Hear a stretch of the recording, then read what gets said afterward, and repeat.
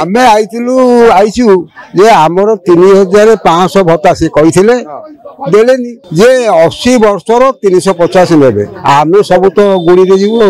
सरकार तो जेबे शासन को पळे आस्थिले सेते बेले ही कहितले जे आमे 80 वर्ष परे दबो ना से समान बेले कहितले समस्ते पाइबे और जे भत्ता पाइछि मधुसूदन भत्ता समस्त भत्ता पाइबे।